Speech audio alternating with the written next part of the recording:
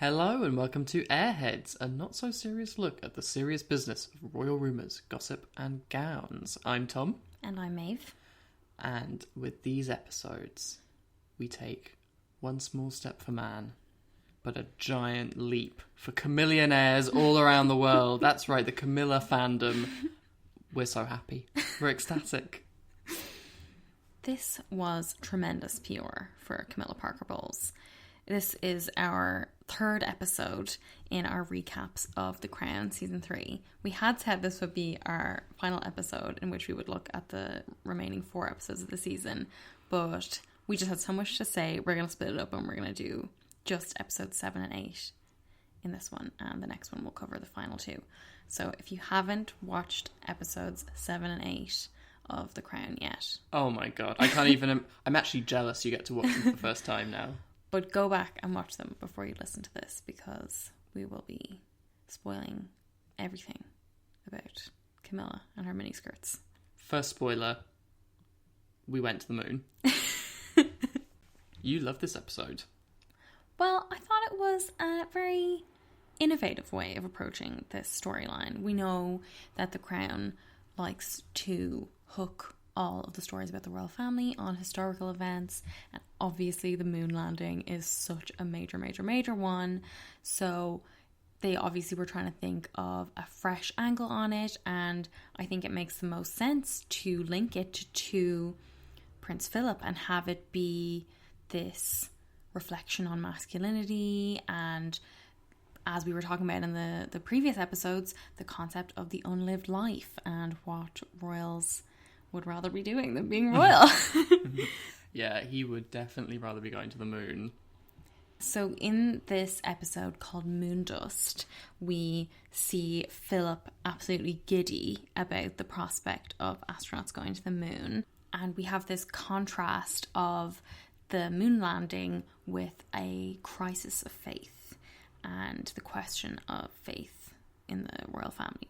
One of the big parts of being the monarch is that you're also the head of the church. And it causes all kinds of problems when you want to marry someone who's divorced, or if you want to get divorced, or all of that. It's impossible, even though Henry VIII, who was the first head of the Church of England, did it because he wanted to get a divorce. But that's been a real running theme in The Crown.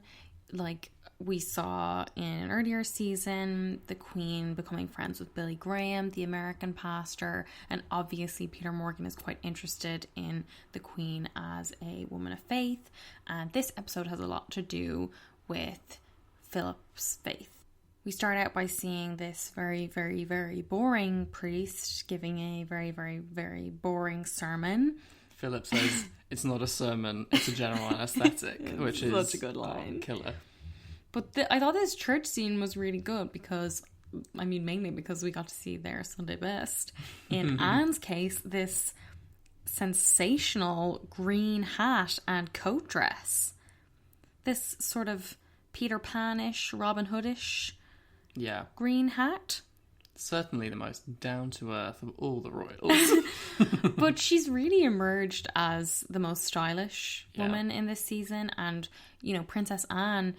Now we don't think of her in real life as being particularly fashionable because she re-wears so many of the clothes that she's had for years and years, and she never goes for that very high-octane kind of look. But when she was younger, she was having a lot of fun with what she wore. Oh, she's a style powerhouse. And I think it's great because I don't think anybody was looking forward to the season of The Crown for Anne. But I think Erin Doherty's just absolutely knocked out of the park. Oh, yeah. But the Queen's got a problem on her hands because she needs to oust this Dean and find somebody with a little bit more oomph. Love a Dean with oomph.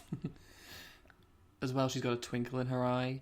She clearly has some kind of plan for Philip because she can see that he is mooning after these astronauts, if you'll pardon the pun.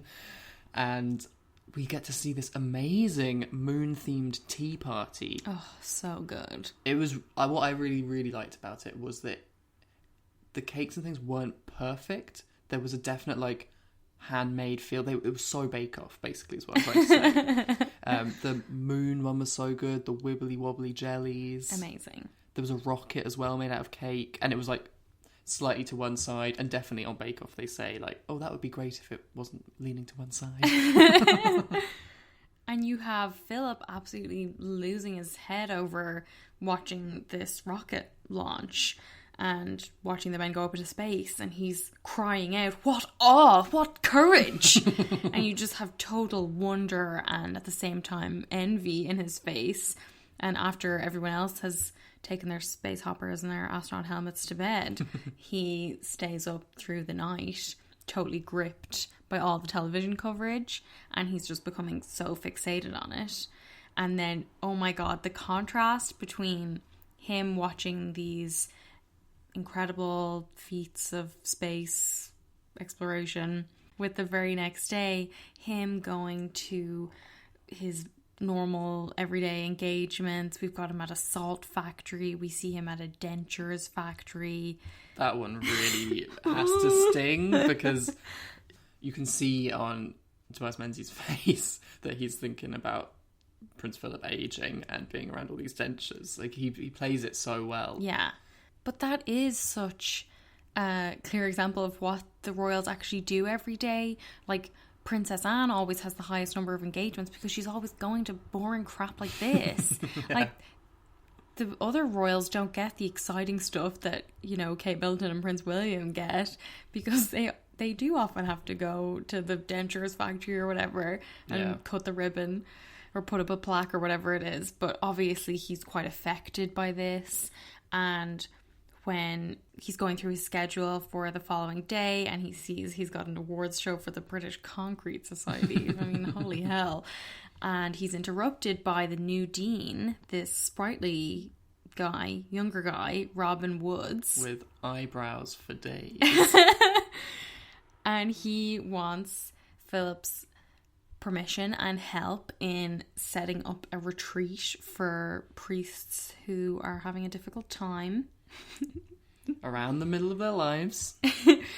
And we know, because the Queen has said that Robin Woods is around the same age as Philip, so she's obviously got something up her sleeve. Oh, and Philip's aide is just standing there with just a look on his face like, listen up, this is important, pay attention. But when he actually goes to meet with the priests, which he calls a concentration camp for spiritually defective priests. I know, that was such a good moment though, because Philip has said so many of these incredibly insensitive things over the course of his life. So this was, I suppose, a way of doing that. But he flips out. Like, at first he is sort of barely patiently listening to them. And when they talk about looking back on their lives and giving their lives a rating and realising they feel like they've failed at this midway point in their lives, and he freaks out and he starts telling them to model themselves on men of action, because he is totally consumed by all the stuff about the astronauts. Like, after watching them landing on the moon, he like, we see him flying a plane and he's like, oh my God, looking at the moon out the window. Sort of looking with this great idea that he's gonna soar above the clouds and take the plane as high as it can go. And the co-pilot is like, Jesus Christ, man, like, the plane is at the very limit of its capabilities. But he's like, we've also lived just for a minute. He turns to physical exercise instead of church, and instead of, I suppose, spending too much time sitting around thinking, which is what he's accusing these priests who've taken over his building. We see him hitting the polo balls like an absolute, I don't know what, like a dervish whirling around. And then he kind of, his wrist is sore, so you, I suppose, are getting this impression that he isn't able to achieve the same kind of physical feats that he could in his youth. We see him jogging as well in a royal tracksuit. But I do think it's good, because obviously aging is going to be more of a concern as all of these central characters get older. And, you know, we see that with Margaret especially because in her youth she seemed, played by Vanessa Kirby, she seemed so fun and glamorous and like a party girl, but as she gets older that kind of loses some of its luster and starts to look a little bit pathetic. Or like with the Queen, you know, when the season starts, she's only meant to be 43, but she dresses like she's in her 60s. Whereas Philip seems to be trying to hold on to his youth and feels betrayed by his aging body. And so he wants to push it further and further. But the Queen knows how to make him feel better. She knows it's not by going for a jog, it's by meeting his absolute heroes. When she says that the astronauts are coming to visit her at Buckingham Palace, he is like an absolute little kid, isn't he? Oh my god, it's so embarrassing when he asks if he can have a private meeting with them because he's also a pilot and that they can talk man to man. Oh god, I mean, this is such a good example of why you should never meet your heroes. But seeing that scene of him drawing up his list of questions, like, you do feel for him a bit because he just looks like pitiful, really. His insistence on greeting them as a fellow pilot, greeting them airman to airman, and then when he's sitting down with them, he says, "I'm also a pilot. I identify with you." And then he says, "I've not been able to achieve the things I'd have liked to as a man, as an adventurer. Watching you three heroes at work was like watching a dream." It's a tough scene because you feel like he can't quite put into words, he can't express the enormity of what he wants from them, and they can never give him what he wants because really he's asking himself these tough questions about what he's done or hasn't done with his life. So these three guys, they're not going to be able to answer that for him or satisfy him in any way, but he's still so disappointed, and their questions are so like banal. They're like the questions anybody would have for a royal. It's like, how big is your palace? How many rooms do you have? Do you have gold toothpaste? Do you get woken up by bagpipes? Like, yeah. If Philip is worried about what he's achieved and his purpose and things, these are all material things that have been kind of given to him. They're not really things that he's particularly earned. They're not asking him about his feats of flying or... No, it's all to do with his wife. Yeah. And I think some of the criticism of the previous seasons was that Peter Morgan was like a little bit too enamored with Prince Philip and spent a little bit too much time on him, and we certainly did get a lot of screen time devoted to him figuring out and navigating his life living in the shadow of his wife and never being as famous or respected or accomplished as she is, and he seems to have finally settled with that. I do think there was a little bit of a parallel between Philip's impression of the astronauts and the impression of the Queen when he's talking about how he expected them to be giants, gods, but in reality they were just three little men, pale-faced with colds, and he sort of chides them for having a total lack of flair or imagination, something that he was praising the Queen for when she was feeling jealous of Margaret in episode 2, I think. And the Queen is sort of defending them, saying, you know, those are the qualities that make them perfect for the job. And she talks about how they have such a sense of duty and modesty and reliability, and she could be talking about herself here. And then she says, it's not their fault, they never wanted to be public figures, and now because of one event they will be forever. They'll spend the rest of their lives in goldfish bowls, scared to open their mouths knowing it could reveal who they actually are and that they will inevitably disappoint. For that they deserve our pity. I mean, this is the Queen talking about herself, sounding a lot like Charles, right? With the astronauts being such disappointment, and also the death of his mum, Philip heads back to see the priests in St. George's house.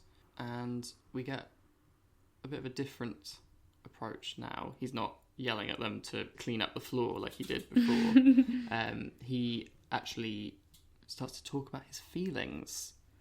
I liked this because I felt like sometimes when the Queen or Charles are being very candid, it can seem kind of unsubtle, but with Philip, he was still very restrained. You know, he couldn't even bring himself to say that he's having a midlife crisis. He says, I can't even say what kind of crisis I'm slap bang in the middle of. But he does admit that he has an almost jealous fascination with the achievements of the young astronauts and an inability to find calm, and that even his mother could recognise that something was amiss, something was missing in her youngest child, which he identifies as a loss of faith. And he talks about how faithlessness is this loneliness, emptiness. He basically sums it up as the whole anticlimax of going to the moon to find nothing but haunting desolation. Philip finally comes to the conclusion that the solution to our problems is not in science, technology, or bravery, but the answer is in our head or our heart, wherever faith resides, which is very philosophical coming from Philip. I feel like this really is a whole different kind of side to him. I liked it though, and even if I'm not totally persuaded by it, I thought it was a nice moment when we see him walking with the priest and they've finally become friends, and the Queen is sort of watching over them and she's got a little smile, and we learn in the closing cards that they became lifelong friends and that St. George's House is still running, and the success of this project is one of the things Philip is most proud of. I knew nothing about this project before. No, I mean, it's still running, like you said, and they invite leaders in industry and politics and all sorts of areas to come. The church. Yeah, the church. To come and discuss important big issues. They're serious people meeting for serious discussion on serious topics, as it says in their brochure. And I guess the idea is that after listening and exchanging often very different views, they can then go back to their roles with a new understanding. So that's an interesting legacy for Philip to have. And honestly, I didn't realise he really had much of a legacy. So pretty big gear shift then into episode 8. We are in France. We are in Bois de Boulogne in Paris. And we've got Derek Jacobi coughing up blood in the toilet in a very opulent bathroom. It's the Duke of Windsor, and he's dying. Derek Jacobi's performance as Duke of Windsor, this is probably the biggest change for me in terms of the actor we saw last season playing this character. Because Derek Jacobi looks so old. Yeah, and it's just a very, very different physical performance. He is a totally different shape, face shape, body shape, you know, and it doesn't matter. Like, it's still a really good performance, but it's a very different one than what we were getting. I think you do still get the sense of him as being quite camp and a dandy. I especially loved the house that they were filming in, which is actually in England. It's called West Wickham House, if anybody wants to visit it. I know I will be. And I love the beautiful yellow room and just the difference between that very flamboyant style compared to the, you know, still very extravagant style in the palaces, but something more... It's a bit more grand and serious in its extravagance rather than, like you said, flamboyance. Playful almost. I thought the scene when the Emperor of Japan comes to visit was really, really sad. And having him being embarrassed that people are taking pictures and saying he doesn't want any of his people to see that he was here. And then when he's posing for the pictures and Wallace Simpson has that really tight smile on her face, this really over-exaggerated smile. And you know that they both know that he's dying at this point, and it's just a really tough scene, I think. And then as the Emperor leaves and he is saying to his wife, imagine living in exile from your homeland, as Wallace is saying to the Duke of Windsor, imagine living your whole life on an island. But the Duke of Windsor responds to her, an island that is your homeland and where you reign as sovereign. And again, the whole issue of the unlived life comes up again and persists throughout the episode then when you have him being visited by Charles and later the Queen. But we get brought back down to earth from all this finery, pretty sharpish when we get back to the Queen, because Olivia Colman does such a great deadpan line. When she hears that Charles has been visiting the Duke of Windsor, she says, "One doesn't often get the opportunity to visit a former king. Former kings are usually dead." The Queen herself wonders whether she should go to visit her uncle, and Philip's like, absolutely no way.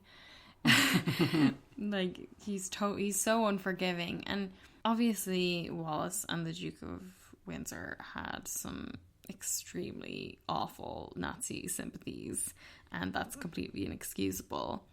But I don't think that's the reason that the royal family disliked her so much. And it's a real insightful early glimpse at the xenophobia of the royals, how much they revolted against this American divorcee and her glamour. And they would rather upset the whole order of the monarchy, which seems to be one of the things they're most passionate about, just to shut her out. And they were horrible to her after he died, even. They did eventually go to her funeral, but, like, she wasn't around to see that, so no. I wouldn't say they redeemed themselves there. But it just really reminds you how isolated they both were. And when the Queen eventually does go to visit him, they have this really loaded conversation. We see her getting out of the car, and there's this shot of her just steeling herself to go in. She has this sort of very tepid greeting with Wallace, and when she gets in to see her uncle, he has made this great effort to get out of bed and be fully dressed and presentable. And when he stands up, pulls himself up as a sign of respect. It's pretty heartbreaking, I thought, but the kind of conversation that follows, it's almost like a game of politeness chess. But there's some pretty kind of cutting lines. They do get into some pretty insightful stuff with regard to Charles, or at least with regard to the Queen's feelings towards Charles. So the Duke of Windsor says, "The crown always finds its way to the right head," which, I suppose is trying to excuse himself. But when the Duke says to her, "You don't think he can do it," with reference to Charles, the Queen says, "I never said that." And he says, "I can read you every bit as well as you read me." But even as they're talking, you can see he's getting weaker. And towards the end of their chat, the Queen sort of concedes a little bit, and she says, "It's not always a curse, and I've not always been angry with you. There are more and more days the older I get where I consider it to be a blessing. I've even found myself at times wanting to thank you." And he's like asleep at this stage. He's no longer conscious. And there's a really intriguing little moment where she leans over as if she's going to give him a kiss, but she draws back at the last minute. And he doesn't get that little Winston Churchill kiss. But I thought it was just a lovely little moment that was really illustrating all the complexities that had been sort of circulating in that conversation that they'd been having, and just in their relationship in general. As she said at the start, he's always been her favourite uncle, and to feel so betrayed by your favourite uncle, it's obviously a complicated situation. Yeah, I'd say it complicated even more by his interest in Charles, and it just feeds into her paranoia that Charles is going to turn out like him. But speaking of Charles, he gets such an exciting storyline. Oh my god, the moment we have all been waiting for, the introduction of Camilla Parker Bowles. We screamed when Emerald Fennell came on screen. Boobs first, sexy strut into that pub. This is Camilla like you've never seen her before, right? Oh yes, Emerald Fennell nailed her voice. It was so perfect. Good. I cannot wait for them to do the Tampon Gate call next season. I love every time they get a flirty phone call, because you just know they're building tension for that phone call. But it was so important for her to get the voice right, because, like you said, this is like no Camilla we're used to seeing, and it's a real reminder that for a lot of people who don't know, Camilla came first.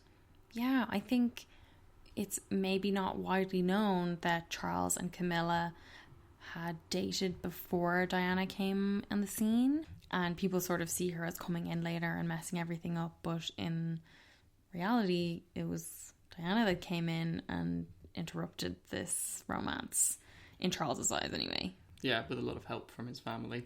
You can see why he fell for her, because you have the situation where Camilla and Andrew Parker Bowles, who have been kind of on and off for about 4 years at this point, they have this big split because he's been on manoeuvres with some other ladies. And so Camilla's out to get revenge initially. And you see her by the side of the polo field cheering Charles on.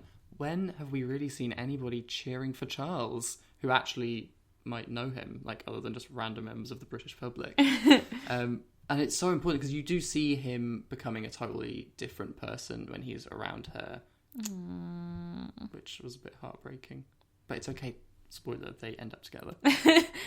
But while they're getting together, Andrew Parker Bowles is busy with Princess Anne. I love this story. I mean, it's a true story, an incredible story, that you had this love quadrangle between the four of them. It's just like such a good story on its own. And I loved seeing sexy Anne. I wasn't so into sexy Andrew Parker Bowles. I especially didn't like when he met Anne at that kind of ball or function and he said, how much you've flowered, developed, and described her as grown up. I was like, oh, creepy uncle, creepy uncle. I mean, it doesn't help that it's the guy from Broadchurch who's like a little bit creepy anyway. But yeah, I was just really into their little fling. And especially when after they slept together and they were talking about his on-off relationship with Camilla, and he just referred to Camilla as her, and Anne gets a bit fed up of it, and she says, this conversation is going round and round in circles. I preferred it when we were going round and round in circles. Great moment. Oh, I loved that. And there were some sexy scenes with Charles and Camilla too, but there was also some deep and meaningful conversations. We see them going on a date, and I love this scene of her arriving in Buckingham Palace and she looks so overwhelmed, which is funny because now obviously she spent so much time there. Yeah. And she comes up in her little mini skirt, in her Mini Cooper, and she runs up the stairs to meet Charles, and they have this candlelit dinner. It was very sweet. Yeah. And the best thing about it was his prank. This was another, it was kind of, it was like the tongue twisters, but on steroids. He was in fits of laughter, and it was very heartwarming, I thought, because, you know, she laughed as well, not as much as him, but you thought, like, is this someone who makes him this happy and who could tolerate this kind of weird behaviour? Oh, his buffoonery. There's total clownishness. It did come at a good moment though, because before that he had been like speaking very seriously about his role as Prince of Wales, and he was saying it's not so much an existence as a predicament. I am both free and imprisoned, utterly superfluous and indispensable. Until she dies, I cannot be fully alive, nor can I be the thing for which I have been born. Wow, that's got to be the most dramatic line of the season, right? Yeah, absolutely. Well, apart from drink up Porchy, we're going home. But yeah, it was definitely nice to see him having that moment of levity with her, especially because so much of what we've seen of Charles so far is just him being totally friendless and alone. Yeah, and miserable. Constantly miserable. He gets some good advice from Anne, though, who says, make sure things stay the right way round. Us playing with Camilla and Andrew, and not them playing with us. That's going to come back to bite him. And we get so much more Camilla in the next episode, episode 9. Imbroglio. Oh, sorry. Imbroglio. Was that your Queen Mum voice? Okay, what about highs and lows. Tom, what is your low point from these 2 episodes? I'd say my low is not enough Margaret. Yeah, she's really faded into the background. She had that big spotlight episode in episode 2, and we haven't really seen all that much of her since then. Yeah, she's been a bit of a kind of supporting character. What about you? I think Milo is the new Prime Minister in The Crown. Edward Heath. He is the new Tory Prime Minister, and he takes over from Harold Wilson. And it comes a little bit of a shock, but oh my god, it just makes you miss Harold Wilson so much and have so much more appreciation for Jason Watkins' performance. Yeah. Because when this guy lands and, they just have such awkward conversation, he immediately starts off badly by slamming Harold Wilson and saying he took the British people for granted, behaved like a petty emperor and treated the election like a coronation. But I liked the Queen's little comeback when she said, nothing wrong with a coronation under the right circumstances. I mean, what an idiot. Surely he'd know that kind of comment isn't going to go down well. But anyway, what about your high point? What's it going to be? I mean, I'll give you one guess. I'll give you no guesses. It's obviously Camilla. Emerald Fennell, incredible job, everything I wanted and more. I mean, it makes sense because she went to the same school as Kate Middleton, so she clearly knows a thing or two about aristocrats, right? Yeah, well, she brought it all to bear. I loved it. I can't wait to see what else she gets up to. What about your high, Maeve? Tom, I would say my high was seeing Prince Edward on that little space hopper.